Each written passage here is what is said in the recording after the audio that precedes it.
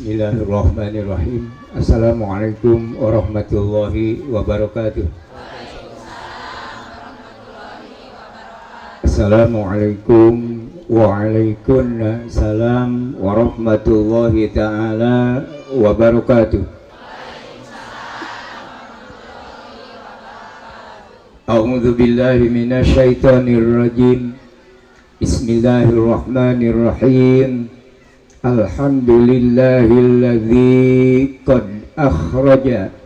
nataijal fikri li arbabil hija.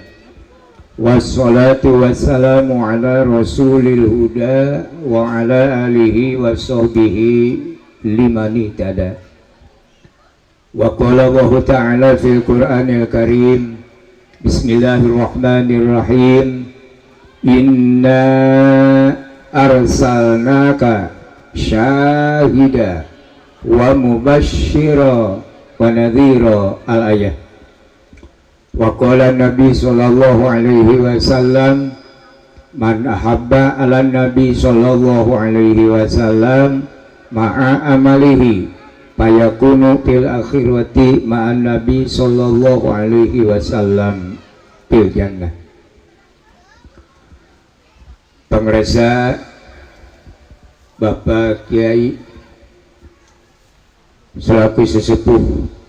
pesantren sekaligus ketua penyelenggara Hurmatin Pribados, pengresa aparatur pemerintah Tika Kantun sami Hurmatin Pribados, pengresa Pak Kiai Ahlal Kiroat sami Hurmatin Pribados, sesepuh agama, sesepuh masyarakat, Bapak Ibu hadirin wal hadirat anu sami nampak hadir, mudah-mudahan kenging kemuliaan ti Allah Subhanahu wa taala. Dipayun Pribados sagada ngahaturkeun tahiyatul muslimin, tegakantun puji sareng syukur kehadirat Allah Subhanahu wa taala, rahmat sareng salam kagungan Allah mugia izin mantena dilungsurkeun kana wadah rahmat Allah nu parantos dipasikeun ka Kangjeng Rasul. Mudah-mudahan rahmat Allah nu tos aya di Kangjeng Rasul kadorong ku awasan doa rahmat sareng salam ti urang, mugia izin Allah eta rahmat sing tiasa leber.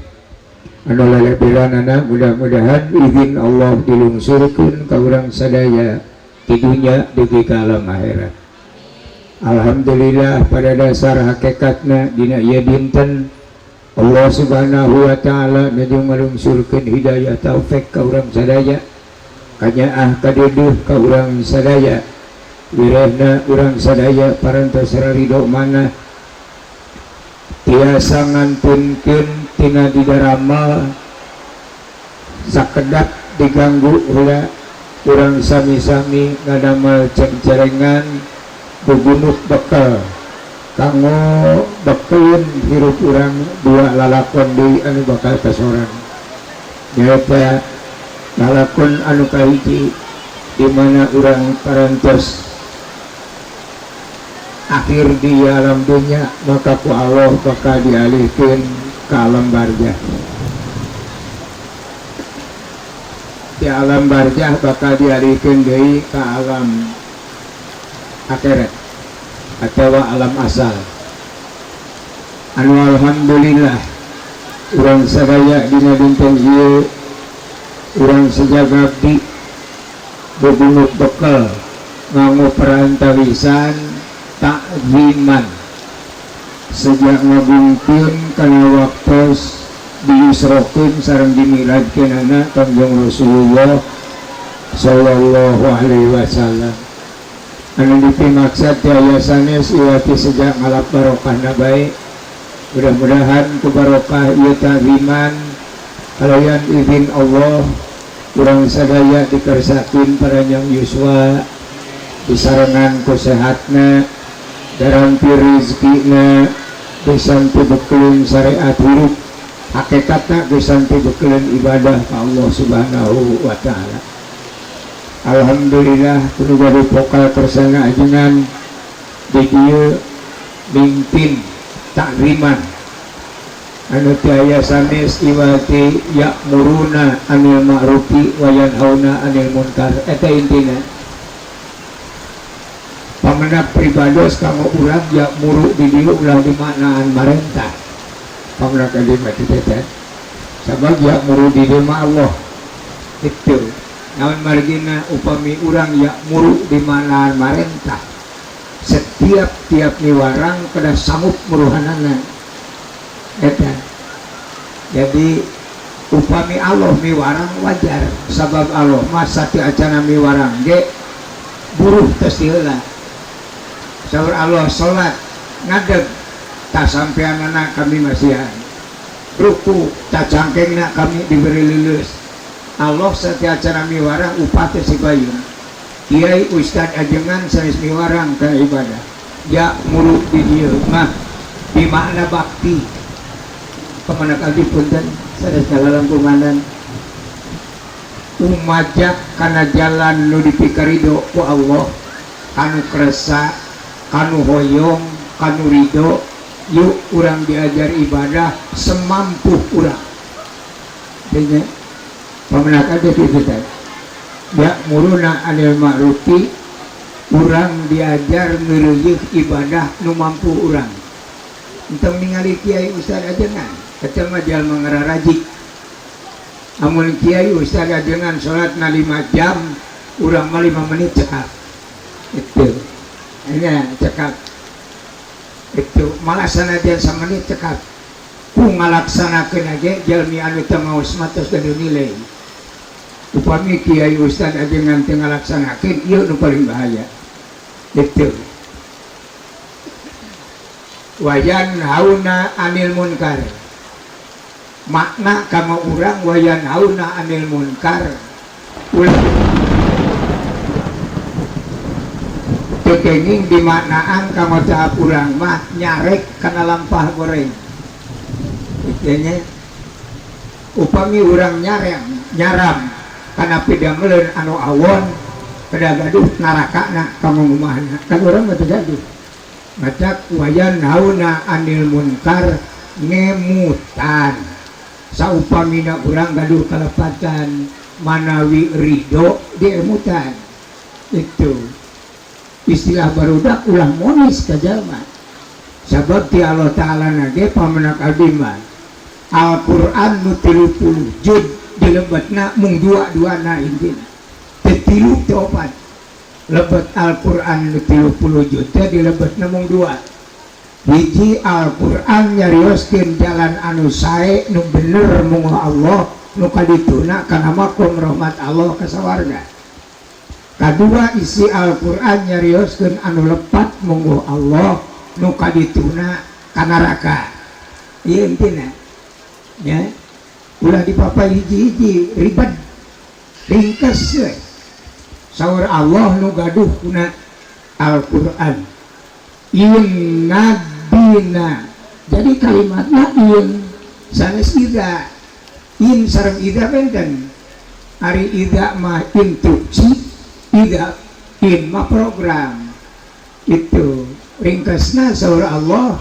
jalma-jalma kami boga 2 jalan hiji jalan bener ka sawarga 2 jalan salah ka neraka in peklah parili kamana we nu kira-kira katanagaan tong maksakeun maneh maka pada ujungna eta wal jannatu hakun wan naru hakun kami nyieun sawarga lain resep ngan bilih aya jalmi jaga hoyong ka sawarga tinggal ngalebetan wan naru hakun neraka ge kami nyieun neraka teu ngewa teu geuleuh ngan bilih aya jalmi nu hoyongeun ka neraka kantun meuleum eta ti Allahna ribet sebenarnya mah ngan lamun agama Islam geus ngagabung jeung jalmi sifat kapribadian jalmi emosi gede amek goreng adat lamun ilmu Allah geus dibareng-bareng jeung nafsu kapribadian jalmi poek ilmu Islam nu teu salat bakal ka neraka ngupingna teh mungkin baik ke neraka ge pan geus aya wadahna itu naon sabna urang mah teu gaduh hidayah taufik upami dicontohkan karena melak pare kudratul abdi kasbun tugas jalmi mah macul ngangler tanur tos itu mikiran buah urusan Allah. Aya itu panen di bumi aya pare 2 ton aya nu gaduh sawah tinggal karungna ge sisih nu bolongna wungkul itu ulah ngalangkunganan karena kekuasaan Allah. Punten ieu mah buah di ulama ku pangarsa hapunten anu kasuhun ya kahartos nuhun henteu kemampuan abdi mung dugi ka dieu anu mawi kanggo ka ibu-ibu bapak-bapak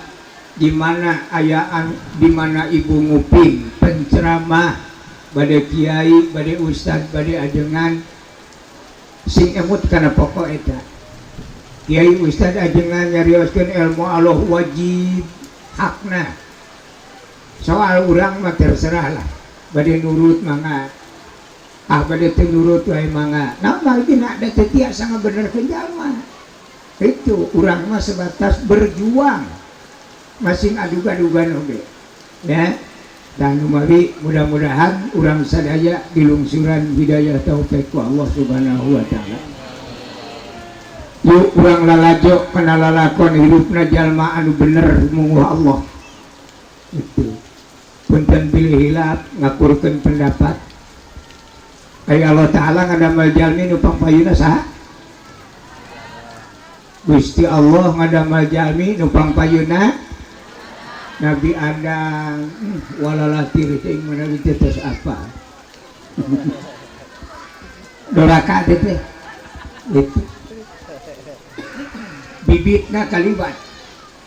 kan aya diskusi anu teh dilebetkeun kana Al-Qur'an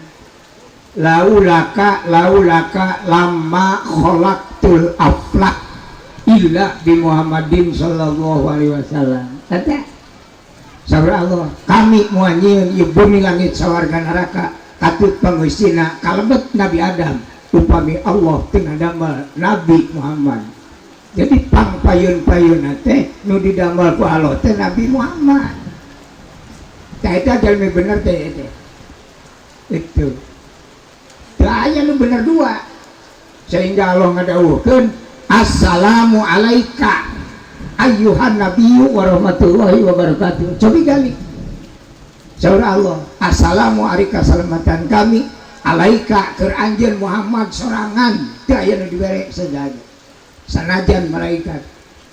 teu aya nu assalamu ala Adam assalamu ala Ibrahim teu aya ya assalamu alaika ayyuhan nabiyyu kasalamatan kami keur anjeun Muhammad warahmatullahi jeung rahmat kami naon rahmat kami teh hakikatna sawarga neraka bumi langit jeung pangeusina eta teh dipasihkeunana ka Kangjeng Nabi ieu jagat teh ku Allah dipasihkeun ka Nabi Muhammad naon sabna bener itu urang mah ngararadon itu di Kangjeng Nabi sok aya jalmi sok nyebatkeun ya si jelema ieu mah cenah mumara saha teu mumara lahir ka alam dunya tos aya ngadon saudara teh teu aya istilah nu Allah ieu teh itu matakan dina ilmu tauhid kanggo umat Islam haram ngajual tanah haram meuli tanah mutlak teh itu naon sabna tanah mah nu Allah kamu cicinganin urang kunaraon dijalual hakikat ya maka cik Allah lamun ngajual tong nu kami nu maraneh we itu ai boga nu anjeun jual nu kami mantong samun kayak gitu bakal berari jeli jelema anyar gimana lamun dijalual gitu itu jadi masana oge kanggo masjid tuh masjid di madrasah, di pesantren meuli tanah doraka iya tetap macam kenging seten meser kenging ngajual nu urang naon nu urang ai urang gaduh di dieu gaduh menang nyieun urang naon nu urang sawah kebon teh eta mah nu urang ya Allah mah teu nyieun sawah itu mata ngabasakeun teu kenging ngajual tanah dan tanah manu Allah upami nyical serang, nyical kebon, nyical balong, nyical bumi sah hukumna tiga mata Sayyidina Ali ngagaduhan kitabna alat sadayana saur sepuh disorodot inung suku opat poe ge cager tapi lamun disorodat letah bakal natrat ketika akhirat ieu kecelakaanana teu pira tapi hukum jadi upami meser ulang ngabasakeun meser tanah meser kebon meser sawah kenging meser bumi eta mah nu urang da mah nyeun dunya we dikelola ku urang jadi kebon berarti kebon nu urang sabaranya so lamun jalma nyebatkeun nyical tanah moal barokah rezekina seet saminggu ge paling kuat sebulan ngajual nu batur itu tapi upami bahasana nyical sawah nyical kebon insyaallah barokah dan nyical nu urang eta mah jemiah teh itu jemiah gitu mata Sayyidina Ali ngadaukeun gitu di mana aya kiai ustad ajengan ngamangpaatkeun ilmu Allah di hiji kampung wayahna perjuangkeun heula ilmu alatna teu kedah seueur salapan siki we salapan kita we Jurmiyah, Sorop, Yakulu, Imriti, Alfiyah, Mantek, Bayan, Maani, Bade, cekap jadi lebih saja nya engkau akan jadi ulama sok ngaco pilih-pilih itu kok ujung Jurmiyah aja tentang wakah yang jadi lebih itu bakal jadi dolun mudilun nya sesatnya menyesatkan doraka pribadi nak ngadorakakeun ka batur ongko naon marigina dina ilmu Allah seueur nu majaji naon majaji teh kalimatun mustaqmalatun fi gorima udiat lahu kalimat kanu biasa dianggo eta tapi dilebetna sanes eta malah di bahasa Sunda ge seueur anu majaji komo dina bahasa Arab itu ya ulala orang seueur nu majaji itu teh Allahu Akbar Allahu alif hamzah bu Allahu Akbar Allahu alif hamzah alif murtad coprok jeung iman-imanna urang tiga li anal alifa la taqbalul harkata ala zatiha abada nu namina alif mah panterangan narima jabar JR PS paehmung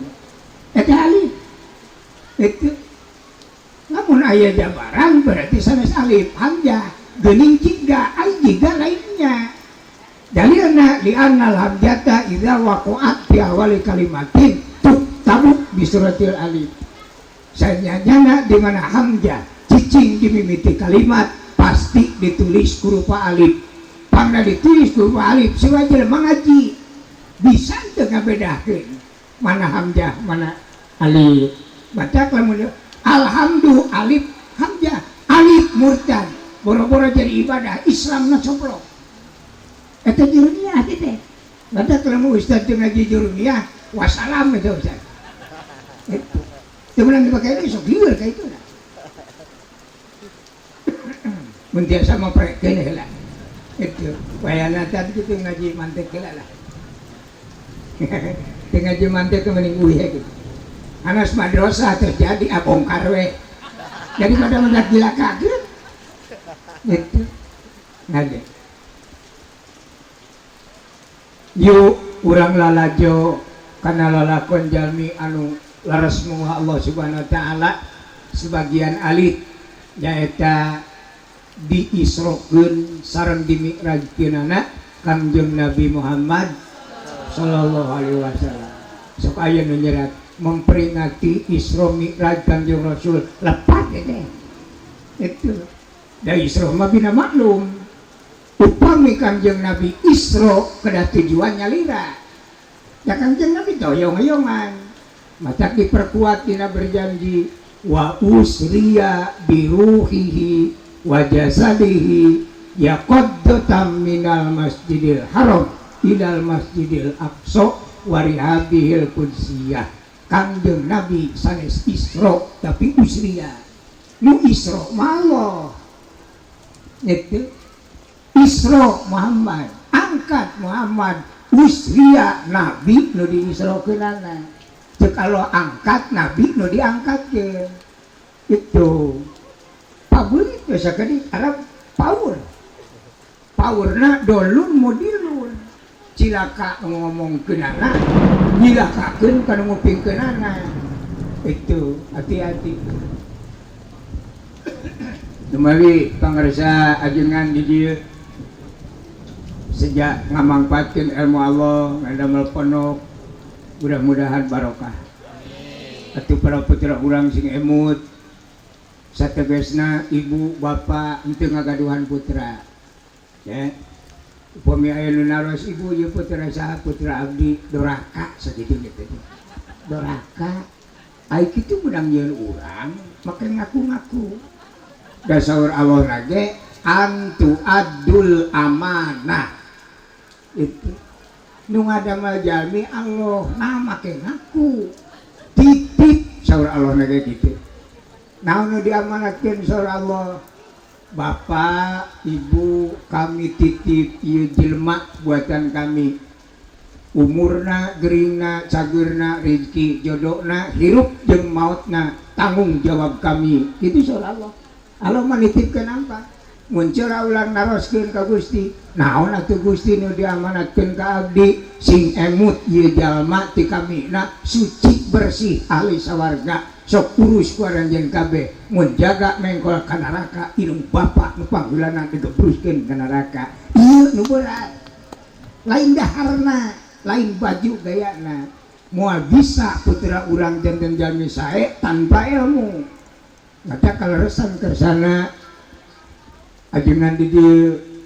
ngadamel lokasi kanggo ngamangpaatkeun ilmu Allah hakikatna ajeuna nu antu adul amanah muga-muga ilmuna sing barokah dunya sareng akhirat. Ugi ka kersana anggota Banser mudah-mudahan aranjeunna sing semangat dina raraga ngajalankeun amanah ti Allah itu pendukung pembela ulama itunya mengkade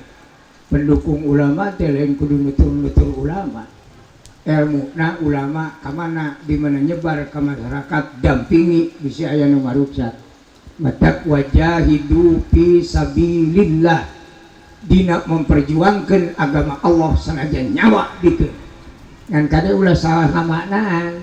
nu disebat wajahidu fisabilillah tebu memperjuangkan agama Allah sanajan kudu korban nyawa teu berurusan jeung jalma sejen.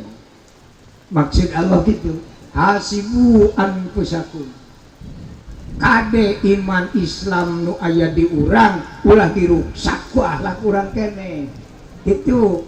eta nu ngaran jihad teh ngajagi iman Islam nu aya dina badan urang ulah nepi karuksak ku akhlak urang. Eta jihad itu lain jalma teh salat di parencit eta salah alamat sanajan tara salat ge eta buatan Allah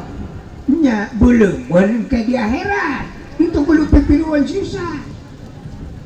nah gitu ngade punten pamanak abdi ilmu tauhid ilmu kolot naon margina pangna Kangjeng Nabi Muhammad diisrokeun dimi'rajkeun seueus penyebabna diantawisna aalitan bae ayat nu tadi inna arsalnaka syahida eta ayatna Kangjeng Nabi dilahirkeun ka alam dunya ti 0 tahun dugi ka yuswa 40 warsi teu acan janten rasul nembe janten nabi tugas nabi teh syahida itu ningalikeun sifat rasul nganggo kaislaman can aya tugas rasul boro-boro miwarang ngahayukeun teh biasa jadi rasul nganggo akhlak Islam pinawitan usia 3 tahun terutami dugi ka yuswa 40 tahun jalmi-jalmi awam urang Mekah khususna ningali sifat Rasul sae kabarita sarumpinglah ka Rasul saur urang Mekah Muhammad ari anjeun sae-sae teuing akhlak teh nganggo akhlak naon ari anjeun diwalar ku Nabi kami mah make akhlak Allah naon ngaranna Muhammad Islam gitu kami milu atuh kana agama Islam Rasul teu ngawaler naon marigina jabatan ka kana Nabi enjingna bereyak deui Muhammad nganggo akhlak naon akhlak Allah naon ngaranna Islam milu atuh kami ka Islam teu ngawaler itu kubakat tina kalamian ti usia 3 tahun dugi ka yuswa 40 tahun akhirna jalma teu katampung harayong lebet kana Islam badak inna arsana ka syahida upami urang hayang nerapkeun Islam diwargi urang ditatangi urang teu aya deui tingkat awal syahida buktikeun ku Kiai Ustad ajengan sajauh mana ilmu teh engke nu bodoh kabitaeun lamun Kiai Ustad ajengan can mampu ngalaksanakeun kana hukum nu diucapkeunana komo nu ngadengekeun beuki jauh yah manehna ditimbang kitu dah balah bakal ngece kana ilmuna ongko bahaya eta Nabi tara nyaritakeun ilmu nu teu mampu anjeunna ngalaksanakeun umargi Kangjeng Nabi teu tiasa ngawaler kana kahoyongna orang-orang Arab waktu sarita Allah uningaeun ya heula Gusti Allah ka Kangjeng Nabi numawi wa urija neme Kangjeng Nabi diangkat ku Allah ka langit malah ti langitnya naik deui karokrok mustawan sidratul muntaha dipasihan naon Kangjeng Nabi didinya dipasihan jabatan nu kadua risalah sanes salat itu jaduh jabatan Rasul matak lungsur Kangjeng Nabi malam Kemis dinten Kemis jam 8 ayat diteraskeun Al-Qur'an wa mubasysyiro itu namanya Rasul ceramah saur Rasulnya cenah bapak ibu hoyong kana agama Islam hoyong Muhammad hayu tah hayu teh tos gaduh jabatan Rasul itu gereja teh matak sahabat naros tabiin para tabiin naroskeun ka sahabat sanes cenah sahabat ari Gusti Rasul nyebarkeun agama Islam teh cuma 23 tahun kok bisa nyebar ka salam dunya ari abdi hayang ngajak salat ka pamajikan oge kalah paeh teu heula itu nah ieu ilmu teh salah diwalar ku sahabat Kangjeng Rasul mah di mana nyarioskeun nguningakeun ilmu Allah takmimul quyud wa surut bitamsil urang upamakeun kana perumpamaan Nabi nyarioskeun ilmu Allah lir upama hiji jalma masihan artos upami jalmi diteungeulan ku Kangjeng Rasul malah alhamdulillah di mana jalmi dipasihan artos malah nangis eta pola nyarioskeun ilmu Allah istilahna di mana para kiai ustad ajengan nyarioskeun ilmu Allah nu dilarang ku Allah taruhlah bahasana haram itu ningali kana kemampuan umat itu kumaha lamun haram bakal gegebegan masyarakat matak baheula mah lamun haram teh teu disebut haram pamali gitu baheula disebut pamali teh soak itu satos ngagampilkeun kana hukum Allah haram kalah teu hayang ngupingin geuleuh ngadenge itu seperti sahabat upami Kangjeng Rasul nyarioskeun neraka cing calengir sahabat eta ngaco naon marigina sahabat nguping neraka kalah gumujeng ceuk sahabat da moal kadinya kamu mah itu siap modalna anti neraka tapi lamun nyarioskeun surga nangis sahabat sieun teu kabagean tadinya gitu lamun nyarioskeun barang wajib kalah enak di urangna sok kenapa tidak salat-salat adzan mah gitu kawas nu ngancam teh beuki jauh rajin aya anu salat hiji-hijieun salat kitu mah moal diterima cenah teh bener eureun salatna teh nah ieu bahaya mata waaf salati Islam bil Islam hancur Islam ke Islam di gara-gara emosi kepribadian tadi ada mata kalau ngadawukeun wala tarfa'u aswatakum fauqa sautin Nabi Muhammad sallallahu alaihi wasallam pan eta itu wala tarfa'u di dieu ulah sok nararikeun maraneh kabeh kana sorak-sorak maraneh kabeh lain seperti Pak Kiai qiraat maksud di dieu mah lamun nyarioskeun ilmu Allah nu kira-kira enek ka kupingna sing tiasa karaos geunaheun itu ibu sok sholat cara syukur bu panginten jaga teh aya beuleumeuan Allah itu jadi tak kudu gitu tuh sok nu tara sholat mah bakal dibeulem diomong teh diomong-omong teh pasti kadinya ngan urang nyarioskeun anak ulah nepi ka mata kena itu ibu atas mau ngaji teh acan teu acan bade moal arupin abdi mah teu aya harepan sabab artos teu aya wae ilmu teu daekeun nyantel kesimpulan moal we panginten abdi mau ngaji mah sakitu ge gede hate beuleumeun engke di akhirat itu jadi yang tidak enak aku bingna lain ulah dicampuran ku sifat kepribadian dasar amok ongko ngewa ongko hasibuan busakum kira-kira sholat urang geus alus kan da eta itu dan malaikat oke ningali sholat pantaran-pantaran abdi lah bu nu bodoh kene malaikat teh ningali sholat abdi mah bujeng-bujeng kanyang hareup mukang dengan dayang kabur wungkul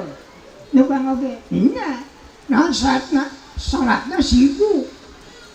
ai memeh sholat nyantai, ai teu sholat ngadak-ngadak ribu. Allahu Akbar, berai sawah katemong. Itu anu nagih katemong. Datanga jadi ribu sholatnya. Malaikat apa dan kajelma sholat hatena model gitu. Matak malik ke malaikat. Nongongan cek malaikat itu sholat kieu tuliskeun entong. Kalah gitu. Ai teu dituliskeun da salat, ai dituliskeun mah kieu ai nggak salat teh. Matak dina buku ge tibang dicurak ke wungkul. Tamat daya cirian. Jaga dipanggil ku Allah Taala. Raqib ka dieu aya naon ca Gusti? Ai isi aya ciri naon? Salat ka Gusti. Larawora sia nyirian salat model kitu. Da kitu ca salat kitu. Abi mah upami teu emut dipeurang ku Gusti mah sanggup nempon oge. Gila yang ini tuh matak nyangakeun ka Gusti itu Allah ke Lampung uningat tibatan malaikat matak saur Allah ada kami ge apa kami mananya sopian hayang nyaho we itu matak ceuk Allah Taala lain cenah Raqib amun jalma salat kieu hukum kami diburuhan 3.000 moal kagedean teuing 3.000 teh gede teuing teh salat ribuh gitu teh itu iya saur malaikat Raqib upami tiasa mah potong cenah 2/3 itu kerburuhan abdi nuliskeun tarolah 1000 an 1000 teh salat kitu kanggo naon teh salat teh kanggo ongkos ka sawarga kanggo ongkos ojek lah 1000 teh mangka ning ti arah-arah masar ka sawarga teh lalakon 3000 tahun kana apan sapolgas tibi rem pisan 3000 tahun teh ka sawarga urang gaduh atur 1000 cobi ajaran ke tukang ojek pak lamun ongpak ojek 1000 nepi ka mana lamun derek-derek eureun dangaran ge kan 1000 urang teh salat model kitu lamun hayang ka sawarga paling 4 rakaat jus we teu aya ongkos jadi teu lawan hasibuan besakum teh di dieu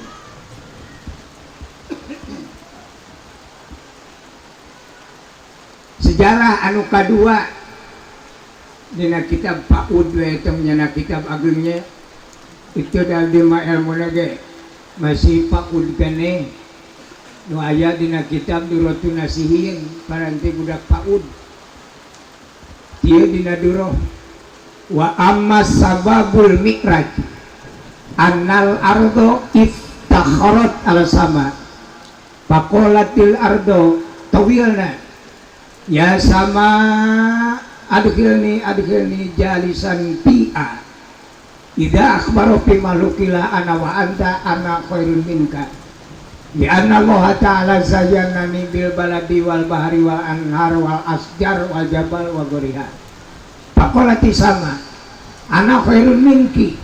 di anna Allah ta'ala zayyanani bisyamsi wal qamari wal aflaq wa ghariha kartes deh ente entang ditului itu aja kali itu lebar bibir urang ku bahasa Jepang we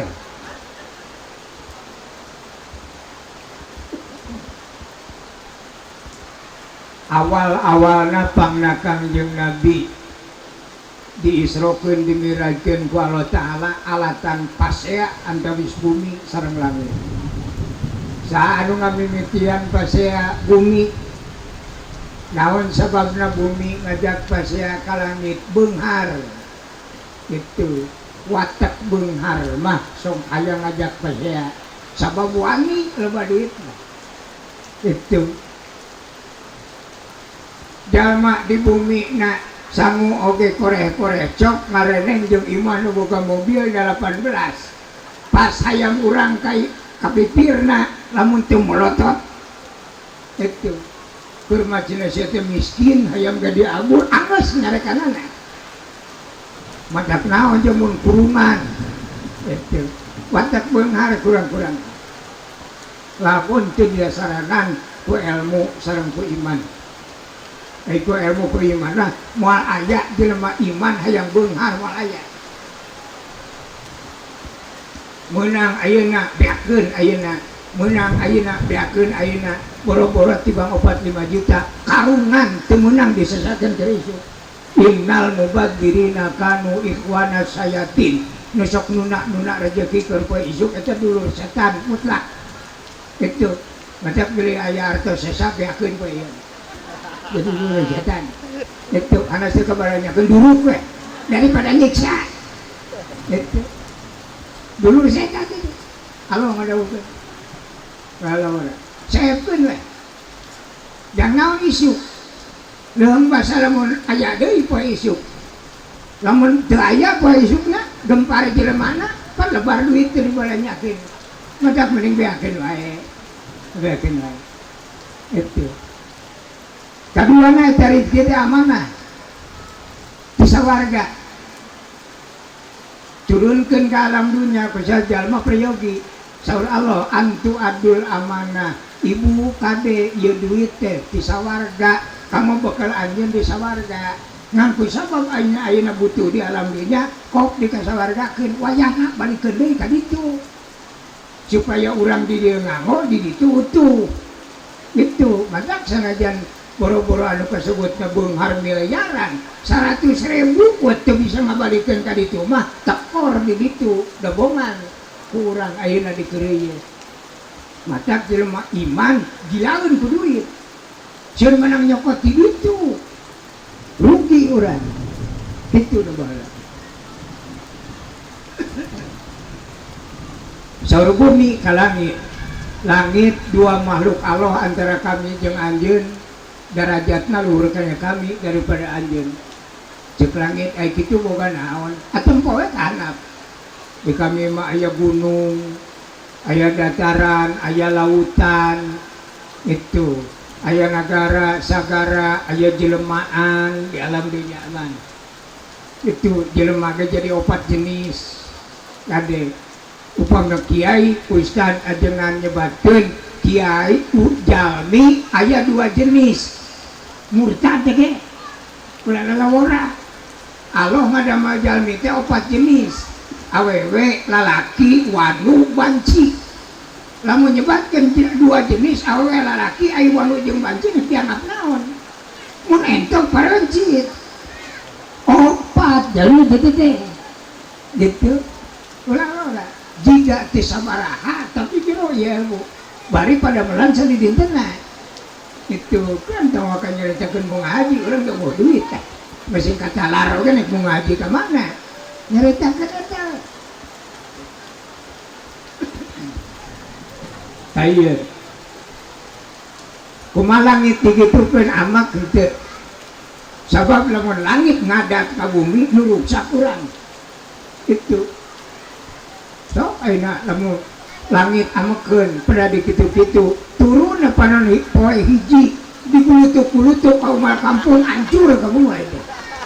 teu gelut ngagulutuk-gulutuk teh panon poe nya musim panas panon poe aya di langit kaopat loba jalma muhan kepanasan komo lamun digulutukeun ka lepur wah gaya domba ke teu buncit belum tutu itu matak langit teh amakeun itu malah cek langit ke bumi oh anjeun ngahaokan kami teh rek ngabejakeun pangaboga nya cek langit lamun pahitung-hitung kadinya mah luhur keneh kami jeung tibatan anjeun hiji kami madijieun ku Allah dituna nage di luhur da teu aya langit dihanap cirina eta di luhur keneh langit saur langit itu di kami aya panon poe di anjeun mah eueuh di kami aya bulan pan di anjeun mah teu aya di kami miliaran bentang digawe nage teu aya hiji buatan jelema di alam dunia nu jag-jag kawas bentang lempangna itu eta teh jiga nama jiga caricing bu bentang teh padahal kecepatan bentang di arah timur ke barat teh itu sadetikna teh 865.000 kilometer per detik teh nyamal benang diberi ku kapal ge ku jauh juga alon teh gitu ngambil teh perjantan sok emang ka langit ka-7 ai kudu bukti wae mah ai itu arulin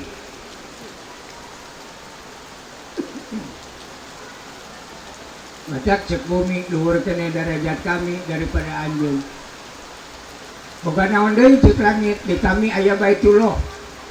sajalma anu ngadon salat di Baitullah bari nyium hajar abjad tadi nama asal muasalna mah abjad ngan saatosna jelema daruraka kadinya nyiuman batu dosana syariatna kasedot hakikatna menang pangampura Allah jadi hideung itu nya naon kaunggulanana cek langit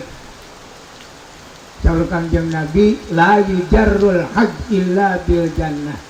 tiaya deui ganjaran nu munggah haji mah iwati sawarga mudah-mudahan utus angkat jarah sing kawarid ku pidawuh Nabi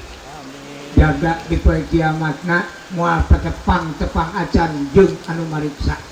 geuletuk kiamat teh nyoh matet di lawang sawarga aya 4 golongan anu teu dipariksa hiji jalma anu beunghar nu beunghar mah moal dipariksa naon sababna galak sabab duit nu beunghar moal dipariksa sok atuh dilunya ge enak Pak RT misalnya itu lagian pajak ya kanu beunghar mah ngereng isin lagina oge tapi lamun kanu mararat sapoe 3 kali wani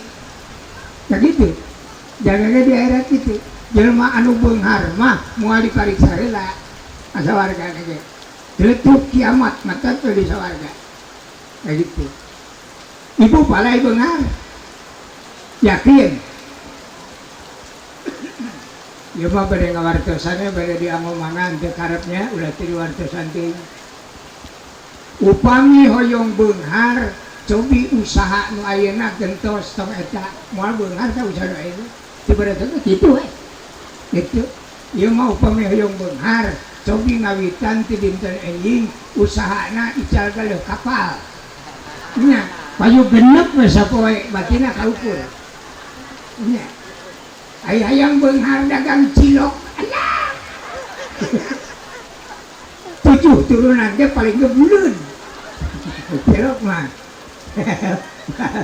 lah dagang sapu uyun genep gentos anjing jualan kapal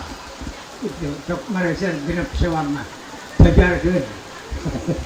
gede nya komo kuli macul mah salah lah kasih kesalahan lagi jama kujil itu mata kudu benghar jadi cari ku Allah ge irfa bikana mubtadas man wal khobar tan sibuhu kakana sayyidan Umar kan itu naltia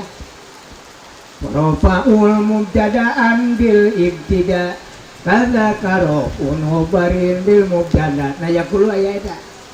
di mana aranjeun kabeh boga kahayang anggap langit 7 lapis teh beunang ditoel berarti di mana aya kahayang teh kudu leuwih luhur tibatan luhurna langit urang kaputra di mana ngaduakeun ka murang kali Gusti moga-moga anak abdi sing jadi presiden tepat alus dina dikabul satengah lagi atuh jadi gubernur tah maksud Allah mah kitu. Iya mah kamu udah ujang, dah bapak mana mau usahana jadi bangku 5 cul, parat SD, aduh, nyari kabul kan nepi ka kelas 2. Lain salah budak, doa orang, awas itu percaya ke Allah. Nasib orang dengan nasib budak beda. Orang tiba kieu boa anak orang mah, aja di malaikat semua. Nah, atuh jadi lembek muesan. Nya wareg-wareg nyabakan nu maot itu lebih mah itu hanya sekali waktu nuturkeun ya salah lembe itu mah kurang tarik ngaringkus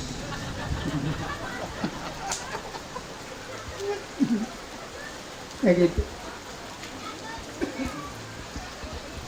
nih cek langit namun di anjeun aya Baitullah di kami ge boga masjid ngaranna Baitul Makmur. Jadi masjid aya 2 bisi urang ayeuna bade ka Mekah teu kenging cenah nuju corona mending ka Baitul Makmur wae aman di langit kadua longgo deui batu na ge hajar abyad batu bodas sabab tadina itu batu teh hiji buleun itu